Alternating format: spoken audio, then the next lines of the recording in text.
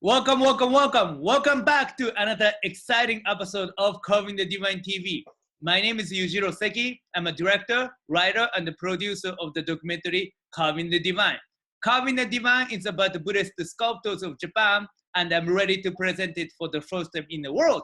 But before I do so, I thought it would be a great idea to introduce basic concept of Buddhism and the history of Buddhism, so that when you guys finally watch my documentary, you guys can watch it at the maximum value. So with that being said, I have a returning scholar.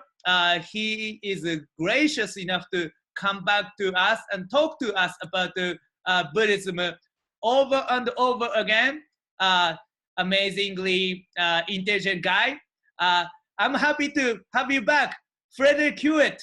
Welcome, welcome, Frederic. Thank you so much, Yuji, and hello, world. I'm happy to be back. Great, great. Frederic, today I have an ultimate loaded question for you.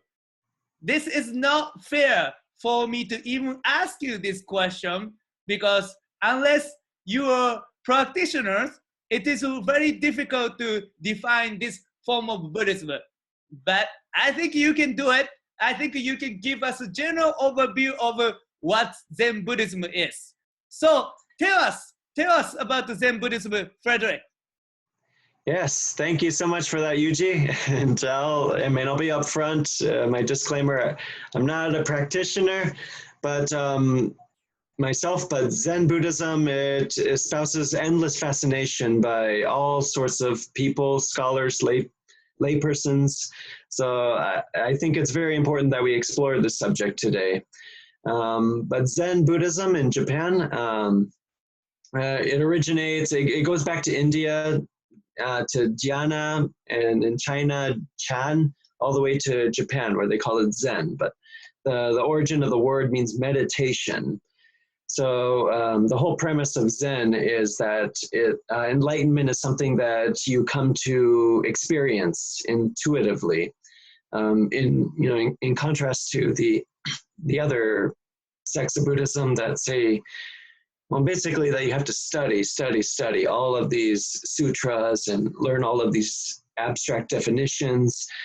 Zen, they boil it down to something really simple, but profound, that basically enlightenment or our Buddha nature, they call it satori, but it's not something that exists outside of us.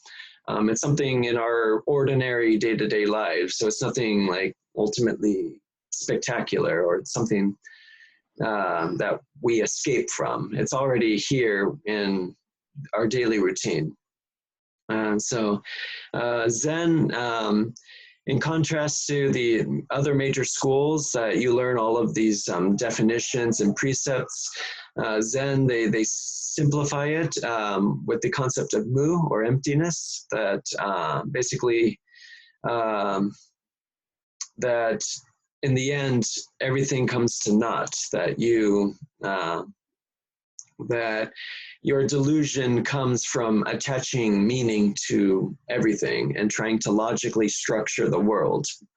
But Zen tries to stray you away from that through a lot of rigorous practices, meditation mainly, but also just by the discipline of cleaning, of maintaining a garden. That's why those gardens and temples were so integral to the practice of Zen back during the Kamakura period and afterwards. When Zen got introduced to Japan, it especially appealed to the warriors, to the samurai class, because of its of the strict discipline expected of the person undertaking the training. So I think I've mentioned it in previous episodes, but you have two major schools that sprouted from Zen. You have Rinzai, founded by the monk Eisai. You have Soto, founded by Dogen. And they're both very similar, but they have slightly different approaches, which I'll try to explain in broad terms.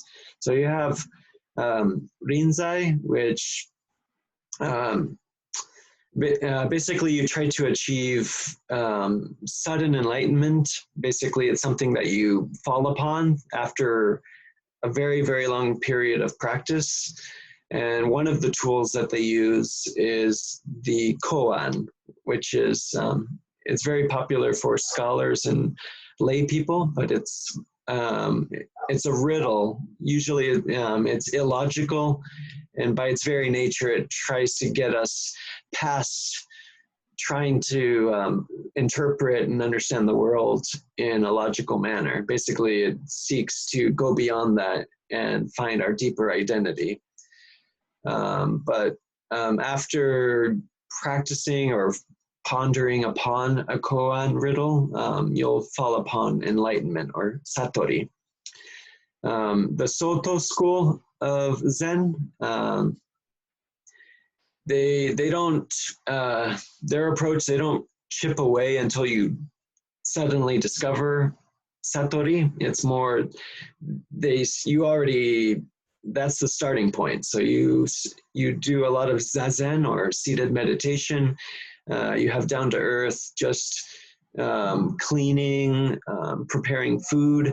So this is already a part of your enlightenment. So you gradually come to achieve satori. But both Soto and Rinzai, they both seek to get you past trying to your delusion, basically your impulse to structure the world, basically get deeper beyond that. So that's a very broad overview of Zen, but the best way I can explain it.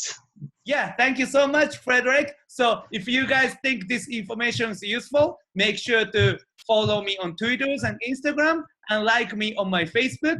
And of course, subscribe this YouTube channel because that's how we do it in the 21st century. And Frederic and I are doing Zen together right now. Thank you so much, Yuji. You're very generous. So I hope I did justice, and I hope everyone really took a lot of information from tonight and the future topics to come. Awesome. Thank you again. Thank you.